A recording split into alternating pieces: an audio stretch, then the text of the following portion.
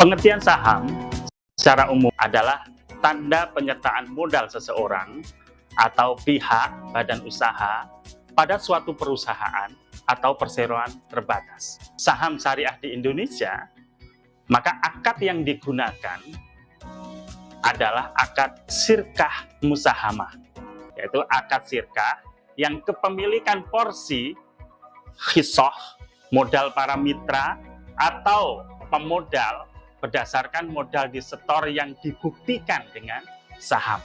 Dalam syirkah musahamah, peserta syirkah memiliki tanggung jawab secara terbatas, ya, sebesar saham yang diberikan. Di dalam syirkah musahamah itu terdapat larangan pembatalan atau dalam bahasa Arabnya fasah dari salah satu mitra atau syarik sampai dengan pembubaran syirkah.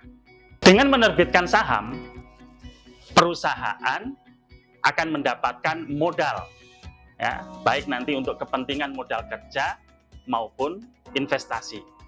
Sebagai konsekuensinya atau timbal baliknya, tentu saja perusahaan ya dituntut untuk menghasilkan laba, dan dari laba tersebut kemudian akan dibagikan kepada seluruh pemegang saham sesuai dengan porsi kepemilikannya. Saham dapat dikategorikan sebagai saham syariah apabila diterbitkan oleh perusahaan yang menyatakan dalam anggaran dasarnya melakukan kegiatan sesuai dengan prinsip syariah.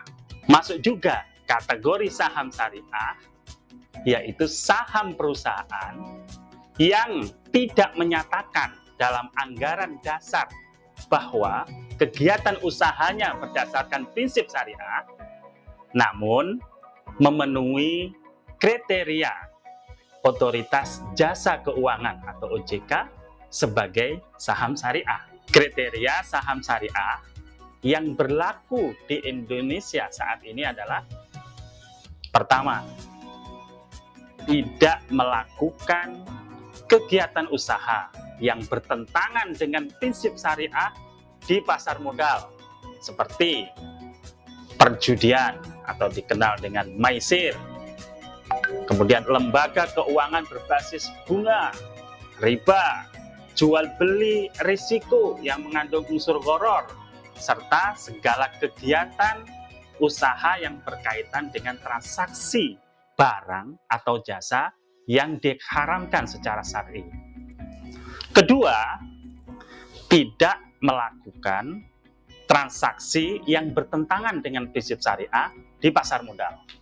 Nah, kemudian yang ketiga, memenuhi kriteria rasio keuangan yang meliputi: pertama, total utang yang berbasiskan bunga dibandingkan dengan total aset tidak boleh lebih dari 45%. Nah, kemudian kriteria yang kedua terkait rasio keuangan adalah total pendapatan bunga dan pendapatan tidak halal lainnya dibandingkan dengan total pendapatan usaha atau revenue dan pendapatan lain-lain tidak lebih dari 10%.